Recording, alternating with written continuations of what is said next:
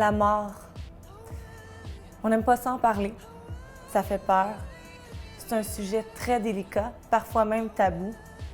Mais aujourd'hui, à Focus, on l'aborde d'une manière rafraîchissante.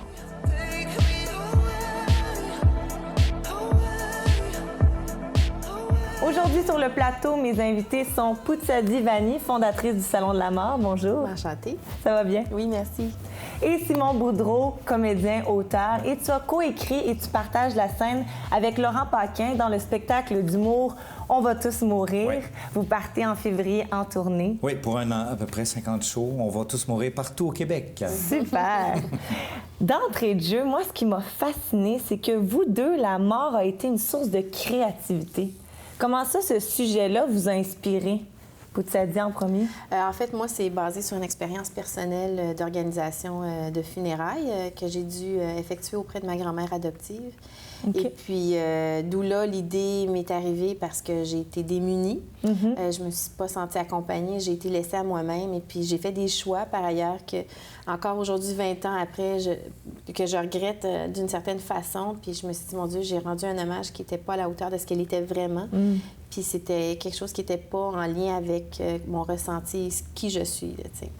Alors, j'ai tout fait ça dans l'urgence. Puis, je me suis dit, je suis sûre que je ne suis pas la seule au Québec ou en tout cas ailleurs, à vivre ce genre d'émotions-là ou à être passée par là de cette façon-là. Alors, je me suis dit, pourquoi pas avoir un endroit, justement, où tous ensemble, on pourrait regarder collectivement comment on peut aborder cette fin de vie-là avec une certaine sérénité, mais en même temps avec tous les acteurs du milieu, puis comprendre aussi la vitalité du marché, puis essayer de voir qu'est-ce qui nous ressemble vraiment, tu sais, puis c'est quoi les valeurs auxquelles on adhérait. Être mieux outillé pour affronter cette étape-là un peu. Puis je pense que le fait d'en parler avec le plus grand nombre, ça permet de dédramatiser le sujet. Parce que souvent, on est dans le confort de notre salon, puis on est comme « Oh mon Dieu, on parle pas de ça », puis on parle pas de ça avec nos amis, puis c'est pas une fin de semaine qu'on va aller voir c'est quoi les spéciaux dans une maison funéraire. Non. Mais tu sais, je veux dire, on en parle juste quand ça arrive, puis après ça, bien, le sujet est clos parce que la personne qui vient de vivre un deuil ou cette souffrance-là, elle n'ose pas trop l'aborder non plus, là, parce qu'elle a peur de tanner les gens. Puis les gens sont moins dans la réception aussi parce qu'ils sont peut-être pas capables de prendre cette souffrance-là, en plus de leur propre souffrance à eux autres, je sais pas. Je sais pas, c'est juste ça. Avant, c'est ça que je trouvais, c'est qu'on avait un certain rituel, comme les gens étaient habillés en noir, étant endeuillés, on savait qu'il fallait faire attention parce qu'ils vivaient une période sensible. Mais là, aujourd'hui, on n'a plus ces signes-là. Puis je me suis dit, si on est une société qui n'est pas capable de prendre soin de l'un et de l'autre, là, tu sais, je veux dire, où est-ce qu'on s'en va? Fait que ce projet-là amène ça aussi, cette réflexion-là. Mais c'est sûr que comme société aussi, on s'est débarrassé, tu sais, en se Oui. débarrassant de la religion, on s'est débarrassé de tous les rites, tu sais, parce que tous les rites sont liés, les religions à travers le monde, tu sais, la naissance, le mariage, le baptême, le passage à l'âge adulte et la mort. Puis là, maintenant, on se retrouve un peu... on veut plus être religieux, mais on a besoin quand même d'un rituel. Mais avec les différences de culture aussi que ça amène, puis comme moi, tu sais, conjoint québécois, enfant, double richesse, héritage, je veux dire, ça aussi, c'est qu'est-ce que je prends de mes valeurs, tu sais, on est de philosophie bouddhiste, mais qu'est-ce qu'on prend, qu'est-ce qu'on laisse, qu'est-ce qui nous ressemble, tu sais, c'est ça aussi qu'il faut... Comment métisser les deux un peu? Les gens s'y perdent. Puis là, finalement, c'est d'où là, il y a des offres qui sont plus laïques, si on veut, là, des funérailles à thématique ou des produits, justement, qui sont plus près de la nature. Bon, les gens qui adhèrent à aucune religion ou à quelque chose de plus athée, là. Alors, c'est ça. Donc, le salon permet de découvrir ça. Simon, dans ton cas, pourquoi avoir abordé la mort sous un angle humoristique, voilà? Ben, tu sais, en fait, la mort, c'est un des thèmes, tu sais, comme auteur, les plus riches. Je veux dire, la mort habite l'humanité, tu sais, depuis les Grecs, les plus vieux textes de théâtre qu'on peut avoir. On va parler de la mort. Les tragédies sont un rapport à la mort. Et les comédies aussi, chez les Grecs, leurs grandes comédies, c'est cette peur-là de la mort, la crainte de la mort, qu'est-ce qu'on fait avec la mort. Mais nous, pour notre projet, ben Laurent et moi, on est des amis depuis qu'on a 18 ans. Puis lui, en humour, moi, en théâtre. Ça fait super longtemps qu'on voulait faire un show ensemble. Puis on voulait faire un show à sketch, humoristique. On a fait de l'impro ensemble pendant des années. Puis on se dit, mais on veut faire un show quand même autour d'un thème fort, tu sais, qui nous habite. Puis on a fait une improvisation il y a plusieurs années sur la mort. Lui, il faisait un gars qui se sent pas bien, l'impression d'avoir une crise cardiaque, qui appelle il appelle l'urgence santé qui dit qu'il devrait être correct. C'est bizarre, ça sonne à la porte. Puis c'est la mort qui est là, qui vient chercher.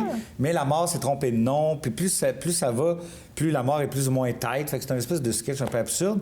Puis quand on l'a revu, on s'est dit, le thème de la mort, il me semble qu'il est riche et il est extrêmement riche. Et en rire, ça fait du bien. Tu sais, on l'a joué cet été au Festival Juste pour rire, puis aussi en rodage avant qu'on parte en tournée en février.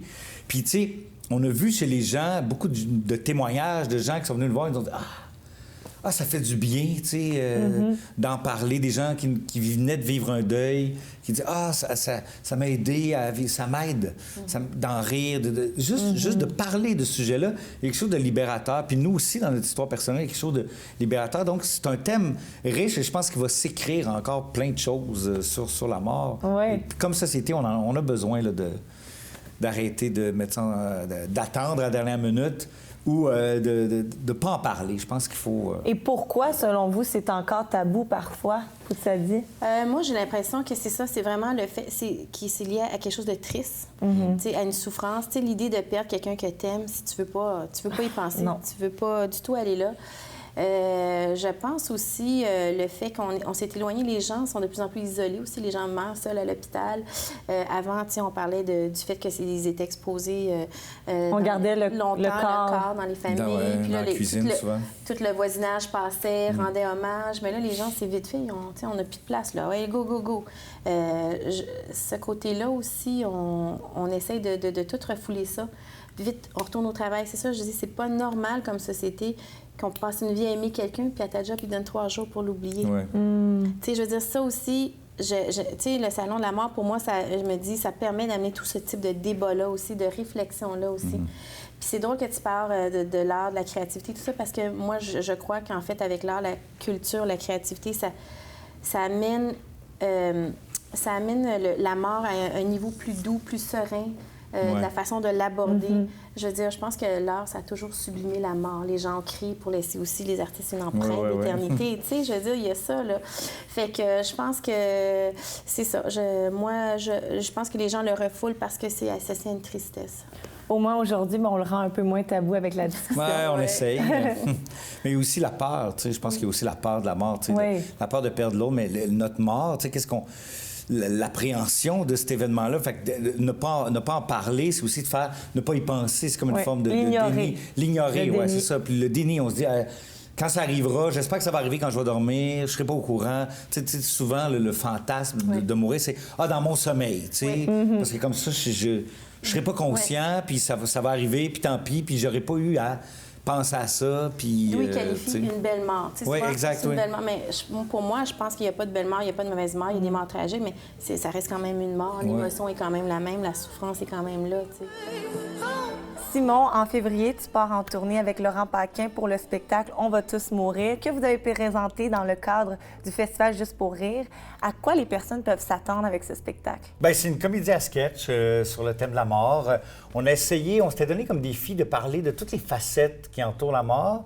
Et le sujet est tellement vaste qu'on n'a pas réussi. Okay. C'est-à-dire qu'on a décidé d'écarter des facettes, parce qu'à un moment donné, on était comme, OK, on a trop de sketchs, on voulait faire un show d'une heure et demie, puis avec Serge Denoncourt, qui faisait la mise en scène, on s'est mis comme à faire des choix. On s'est dit, non, on a mis celui-là en contraste, tout. Et donc, dans ce spectacle-là, on joue tous les personnages à deux, et c'est un show très beaté, bien rythmé, sur le thème de la mort, et on va tout jouer, des jeunes, des vieux, des hommes, des femmes... des bébés. On va aller chez les Grecs, monde médiéval et tout ça. Vous incarnez environ à peu près 40 personnages, je crois. 36 à 2, là, oui, exact. Wow. Donc, on joue chacun 18 personnages. Et c'est souvent un élément qui va faire le personnage qu'on a travaillé avec Serge, qui est un formidable directeur d'acteurs. Et donc, c'est vraiment un show ludique sur ce thème-là, un peu à la... On aime ça se dire que c'est comme entre les Monty Python puis le burlesque à la Olivier Guimond. Avez-vous remarqué s'il y avait plus de jeunes, plus de personnes âgées, plus de femmes, plus d'hommes? Ou c'est assez varié? C'est assez varié. C'est ça qui était beau. Et donc, ce qui fait que les rires aussi n'étaient pas toujours à la même place. Oui. Il y a des sketchs qu'on sait que les personnes âgées aiment beaucoup. Il y en a d'autres qu'on sait que les jeunes adorent. Fait que, on voit, OK, il y a comme ça rejoint les jeunes, ça rejoint les plus vieux. Fait qu'il y a vraiment... c'est pour tous les goûts. Et là, sur 40 personnages, il y en a combien qui meurent? Ah, mon Dieu, hein, c'est une bonne question, j'ai pas compté. Ils meurent pas tous. OK. Je dirais la moitié, peut-être, non, un peu moins. Ouais, je dirais 10, 12. Il y en a 12 qui meurent. Mais ils ont tous un rapport à la mort plus ou moins proche. Simon Boudreau, merci beaucoup. On retient ça. On va tous merci, mourir. Félicitations. On va un peu dans le personnel, mais selon nos croyances, nos perceptions face à la mort vont changer. Poussadi, est-ce que tu crois en une vie après la mort? Je sais pas quoi répondre à ça. Est-ce que je crois à une vie après la mort? Je sais pas, je pense juste que s'il y a une vie après la mort, c'est juste sur Facebook, là. Ça serait ma seule réponse. Mais pour le reste, je sais pas. Je crois qu'il y a quelque chose, mais de quelle façon la détailler, je sais pas. Je serais pas en mesure de te le dire. C'est correct, Simon? Moi, non, en fait. Je crois pas qu'il y a quelque chose après la mort, d'où le fait que ça m'effraie quand même. Oui, je l'assume. Ça m'effraie, oui, cette idée du rien, du vide. Mais bon, peut-être que je serais agréablement surpris. J'aimerais bien ça. Oui. Mais depuis toujours, je suis habité par cette impression qu'il n'y aura rien. Et donc, ça me fait faire beaucoup de bruit en attendant. Et est-ce qu'on peut rire de la mort? Simon, je suppose que oui, parce que t'as écrit... J'espère qu'on peut, sinon j'ai vraiment mal barré. Mais oui, je dirais même jusqu'à il faut rire de la mort. Mais ça, c'est une question avec tous les tabous là, qu'on a, de ne pas en parler, c'est la pire chose en psychologie. De toute façon, la base de la psychologie, hein, c'est de parler de ce qu'on vit, de ce qui nous fait peur, de ce qui nous effraie, de ce qui nous angoisse. Et déjà, une première étape, c'est déjà une libération. Juste d'en parler. D'en rire, là, on rajoute une couche de libération, mais c'est comme une façon de ridiculiser cette chose qui nous fait peur, une façon de l'appréhender, de la comprendre et de partager aussi. Tu sais, rire, surtout nous autres avec notre show, c'est un spectacle live, fait qu'on rit quand même en commun. Donc, de rire avec d'autres personnes qui rient, il y a quelque chose aussi qui fait qui aide, on parlait de la solitude tantôt, à se sentir moins seul, à être en communauté, en groupe. Fait que moi, je crois qu'il y a d'énormes bienfaits à rire de la mort. Poussadi, avais-tu quelque chose à rajouter? Je suis d'accord avec Simon parce que tu l'exorcises, c'est comme ça sort. Oui, on dédramatise. Oui, absolument, tu le libères, puis ça démystifie quelque chose face à la mort. Mais nous, au Salon de la mort, il y avait l'expérience d'essayer le cercueil. Ah oui? Ça a été des moments de fou rire exceptionnels. C'est sûr. Les gens étaient tellement contents d'avoir réussi à confronter. C'est comme s'ils avaient confronté la mort en quelque sorte.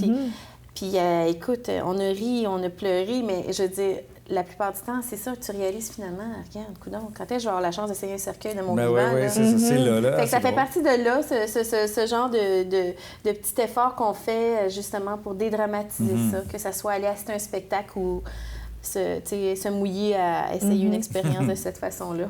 Tu l'as mentionné un peu tantôt, à l'époque, les rituels entourant la mort étaient beaucoup plus laborieux. On gardait le corps du mort dans notre maison. Aujourd'hui, nos funérailles sont très courtes, très sobres. Est-ce que vous pensez qu'on fait ça pour un peu éviter de confronter cette réalité-là, Simon?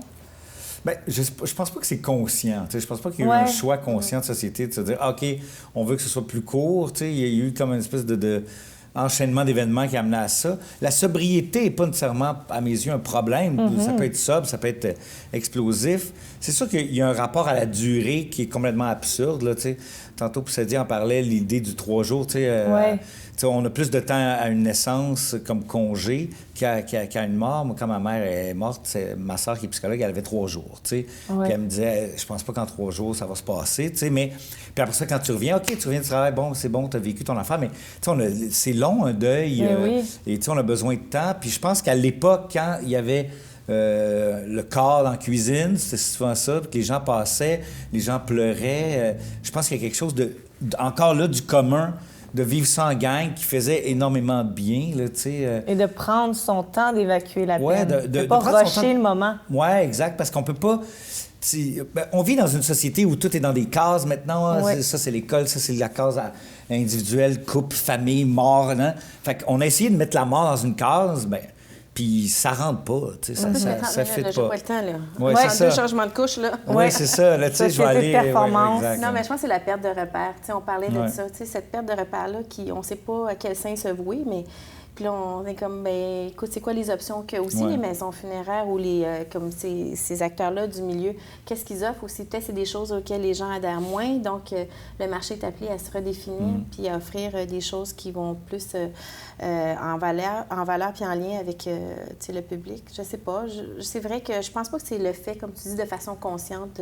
Qu'on a voulu évacuer. Mais c'est sûr qu'on est pris là avec quelque chose. Ouais. Là, tu sais, chaque individu est pris, puis comme société, on est pris. C'est-à-dire, à chaque individu arrive, puis il se pose la question, qu'est-ce que je veux, qu'est-ce que je fais, qu'est-ce que je fais avec ça, qu'est-ce que vous voulez qu'on fasse, la famille, puis on est pogné avec ce problème-là, puis on sait pas trop quoi en faire. Tu sais. Puis tu vois, c'est vrai, ça, ce que tu dis, c'est vrai. Puis je pense que aussi collectivement, on doit se pencher sur le fait qu'il ne faut plus laisser ce fardeau-là aussi aux maisons funéraires. C'est à nous d'être acteurs de cette cérémonie-là. Pas arriver puis dire, OK, c'est quoi qui se passe? Non, dire non, maman, c'est ça qu'elle aimait, mon père, c'est ça qu'il aimait. Tu sais, qu'on soit partie prenante de ce processus-là, qu'on laisse pas ça dans les bras des autres, là, tu sais. Ouais. Puis je pense aussi, au niveau économique, c'est peut-être une raison pour laquelle c'est plus raccourci, je dirais. Avec, oui, il semblerait que c'est très cher. C'est cher. Les cérémonies, quand même. peut-être que c'est une des raisons pour laquelle les gens se disent, écoute, coudonc, tu sais, je pense que la mentalité, c'est que les gens, quand tu payes pour un cinéma maison, il y a une suite à ça, ils vont l'utiliser. Quand tu payes pour un funéraire, t'es comme, tu le vois plus, cet argent-là. Fait que je pense qu'il y a ce côté-là psychologique, peut-être, là. Mais en même temps, on pourrait se l'approprier puis décider que, mettons, pendant une semaine, les gens peuvent venir chez nous.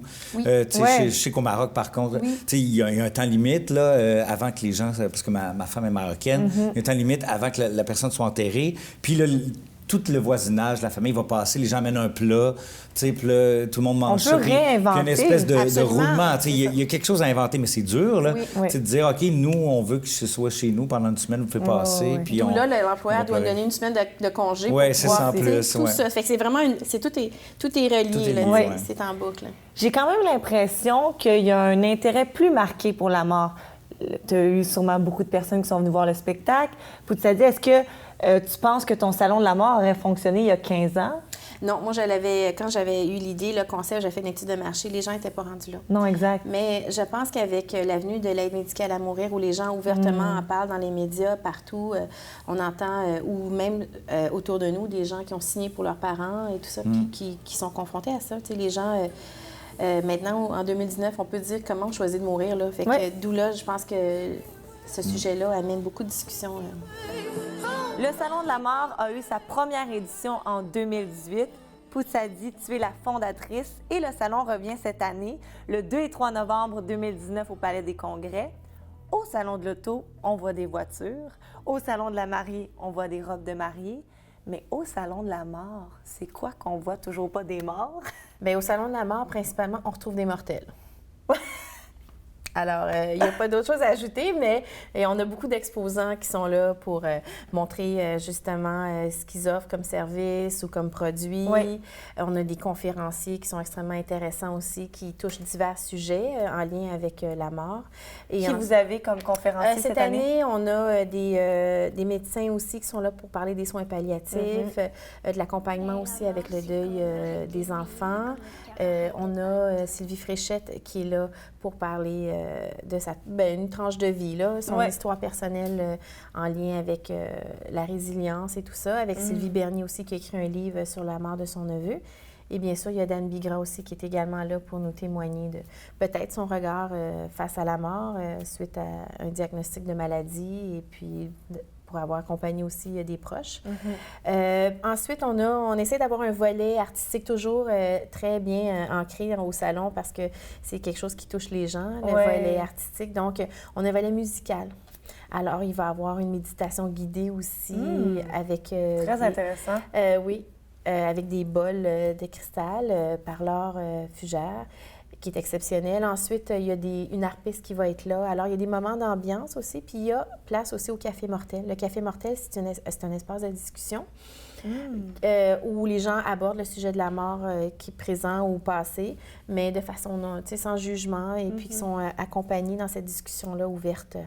Et puis, on a un espace aussi que notre commanditaire Memoria a, c'est l'espace Épitaphe. Alors, ça va être une surprise, on ne sait pas sous quelle forme ça va être. Ah, ça, c'est le fun, un petit côté surprise. Et puis, il y a l'espace, bien sûr, d'essayer le cercueil, mais ça vient avec une nouvelle expérience. Je ne sais pas comment ça va être présenté, alors ça va être une autre surprise.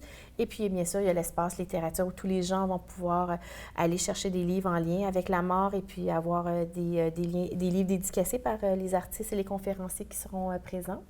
Et puis, cette année, on a ajouté un volet, la bucket list. C'est quoi nos souhaits avant de mourir? Ah, alors, quelle bonne idée! Un volet, tu sais, plus léger, festif, tu sais, les voyages aussi. Trouver des motivations aussi, qu'est-ce qu'on a envie de faire? Pourquoi attendre? Ou encore là, les gens qui savent, qui ont une maladie, qui sont peut-être en fin de vie, mais l'industrie du tourisme offre peut-être justement des forfaits, tu sais, destinés à ces gens-là. Alors, ça va être à voir aussi.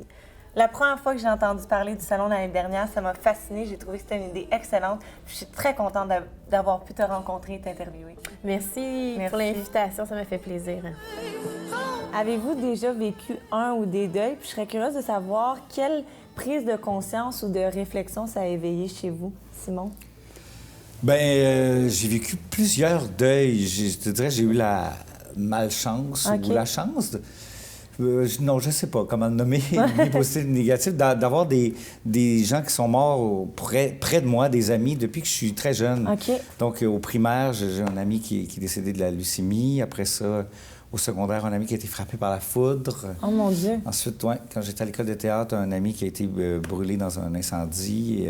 C'est des accidents. Des gros accidents, oui. Et j'ai créé ma compagnie de théâtre, Smiley Théâtre, avec un ami qui a été frappé par une voiture et qui est décédé. Et il y a 2 ans, j'ai accompagné ma mère dans un cancer pendant 1 an. Donc, la mort m'a côtoyé, m'a suivi dans mon parcours. Confronté jeune. Confronté très jeune, oui. Donc, c'est ça. Fait que c'est quelque chose qui est présent dans mon écriture, dans ma création. C'est ça, le rapport à la mort, le rapport au deuil, le rapport à la perte. C'est sûr que c'est très présent parce que c'est en moi depuis longtemps. C'est des réflexions qui m'habitent depuis vraiment très longtemps. Fait que c'est sûr que ça m'a influencé ma façon de vivre, c'est sûr, puis ma façon de créer. Est-ce que tu dirais que tu profites plus de la vie, moins chialeux peut-être? Ou... Non, je suis très chialeux. Mais oui, c'est sûr que j'ai peut-être un petit peu conscience toujours de goûter le moment présent parce que j'ai vu en fait à quel point la mort peut arriver comme ça. Fait que c'est sûr que ça me place aussi dans une angoisse par rapport à ça, mais aussi un côté, vivons ce qu'on a à vivre, tu sais, au moins pleinement, sans se soucier ou être juste dans l'appréhension ou dans les regrets. Essayer d'éviter le plus possible ces deux-là. Poussadi, dans ton cas? Moi, en fait, j'ai été élevée avec une philosophie, justement, bouddhiste où, la mort, c'est inévitable, puis c'est l'impermanence de la vie, donc qu'on peut être confronté à tout instant, à tout moment. Il n'y a pas le avant, il n'y a pas l'après, il y a le pendant, tu sais. Puis ça, c'est quelque chose que j'ai transmis à mes enfants aussi, ça, du fait qu'on n'est pas à l'abri de rien, puis qu'il faut être dans la gratitude de la vie. C'est ce qui fait qu'on apprécie davantage, puis on est moins enclin à manger notre prochain. Tu sais, toutes les actions qu'on pose, c'est en fonction de ça. Puis je pense que si on réalise autour de nous que tout le monde est mortel, on apprend plus à les aimer, quoi qu'arrive, là, tu sais, quoi qu'ils aient dit ou qu'ils nous auraient blessés, là. Alors, puis le décès des gens autour de moi aussi très jeunes, comme Simon, cette expérience-là a fait en sorte que on fait attention à ça. Aux gens autour, puis on essaie de dire, écoute, ça peut arriver à tout moment, puis partir en chicane, on veut pas, on n'essaye pas, tu sais, de régler ça. Alors moi, je suis très confrontante parce que je veux toujours régler les choses tout de suite, tu sais, je tasse pas ça sous le tapis, là. Alors, des fois, les gens ne sont pas rendus là, alors ça fait beaucoup de friction autour de moi, là. Mais je comprends ce que tu veux dire. Moi aussi, je suis un peu comme ça. J'y pense souvent. Si je quitte la maison fâchée, je me dis, imagine si... Ben, c'est ça. Puis je me dis, quand tu as quelque chose à dire, tu le dis là, parce que tu n'auras pas une deuxième occasion de le dire avec cette intensité-là. Parce que souvent, on va dire, laisse faire, puis on oublie ça, puis on porte ce bagage-là toute notre vie. Hein. Puis c'est lourd, hein. On n'a pas besoin de ça. Ah non, on n'a pas besoin. T'sais. Est-ce qu'on devrait mieux se préparer face à la mort ou même face à notre mort, Simon? Bien, c'est toute une question. Je dirais oui, dans la mesure où ça aide à l'accepter que de le préparer. Ça aide à l'accepter de savoir, ne serait-ce que quel rituel il va avoir au moment de notre mort, d'en parler avec ses proches, c'est rassurant de savoir, hey, moi, je tiens à telle action, je veux que vous fassiez n'importe quoi. Vous ouvrez une caisse de champagne, puis je veux que vous dansiez pendant au moins toute la soirée. Tu sais, de nommer ça, c'est il va avoir ça. Tu sais, je pense que ça aide à pas garder ça en dedans, puis à pas être juste dans son angoisse, dans son stress. Fait que je pense que ça aide d'en parler avec les autres, avec nos proches, les gens qu'on aime. Oui. Puis ça dit, j'imagine qu'au Salon de la mort, on reçoit des conseils puis peut-être des recommandations pour comment préparer cette étape-là? Oui, bien, en fait, moi, c'est vraiment un terrain neutre où les gens peuvent arriver, aller poser les questions avec tous les exposants qui sont sur les lieux. Je ne sais pas quel type de conseil que les gens voudraient ou quel type d'informations, mais, tu sais, je veux dire... ils sont guidés, là. Il y a des professionnels qui sont là. Ils vont à la recherche de ce qu'ils ont besoin. Puis moi, c'est ça. J'espère pour eux autres qu'ils trouvent information. Mais j'ai réalisé que l'année passée, en tout cas, les gens sont arrivés avec une soif de savoir, une faim d'apprendre. Là, parce qu'on avait tout l'espace littéraire et puis ça, c'est les livres, là, mon Dieu, sont partis. Là, les gens... C'est comme si, finalement, c'était permis d'en parler. Là. Je sais pas, il y avait quelque chose de beau. Les gens étaient comme vraiment sereins à cet événement-là. Puis, je sais pas, moi, ça m'a vraiment fait plaisir de sentir cette ambiance-là où c'était pas stressé, puis ils savaient où est-ce qu'ils s'en allaient. Mais finalement, c'est ça. J'espère qu'ils auront trouvé toutes les questions possibles. Je suis sûre qu'on peut pas répondre à toutes les questions, là, parce que... Non, au moins, on peut s'informer. Oui, c'est ça. L'idée, c'est de s'informer. Faire ce pas-là, du moins. Pour parler aisément de la mort, comme vous le faites dans chacun de vos projets, faut-il être un amoureux de la vie, Simon? Oui, c'est sûr. Je pense qu'il faut aimer tout ce que la vie comporte pour plonger dans la mort, oui. Oui, moi, je trouve que la mort, moi, ça me rend vivante. Oui? Oui, définitivement. Puis tu mentionnais en début d'émission, par contre, qu'il y avait certaines personnes qui avaient de la difficulté à embarquer dans le projet. Oui, certaines difficultés, il y en aura toujours. C'est un sujet qui est quand même très, très tabou, on le sait. Mais il y a quand même une ouverture, mais en même temps, ça prend du temps, je crois, à bouger, à faire bouger les mentalités. Pour les gens disent, OK, je vais aller dans un endroit comme ça, en discuter, en parler. Je pense que chacun a sa façon de voir la mort aussi. Il y a différents milieux. Il y a le milieu funéraire, il y a le milieu tout intellectuel, il y a le milieu des soins palliatifs. Il faut trouver une manière de faire rejoindre. Il y a des ensemble. gens qui ne se sentent pas rejoints parce que, bon, ils ont une façon de faire, une façon de penser, mais je veux dire, c'est quand même tout notre point d'horizon commun à tous. L'idée, c'est d'en parler. Que ça soit sur n'importe quelle forme, je pense qu'on ne devrait pas avoir ce regard-là, puis que ça soit plus quelque chose qui est ouvert à tous. Que personne ne s'approprie la mort, là, que ce soit le milieu funéraire ou le milieu intellectuel ou le milieu des soins. Je pense que ça appartient à tout le monde.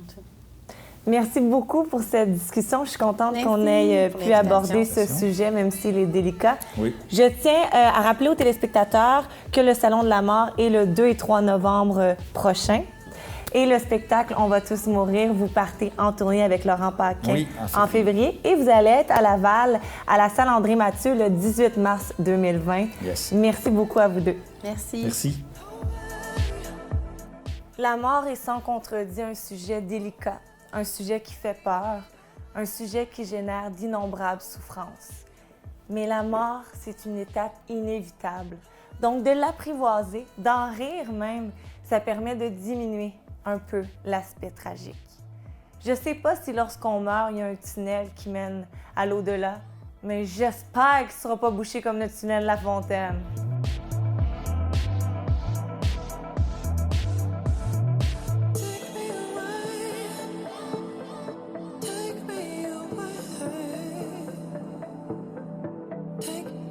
Take me away, take me away, take me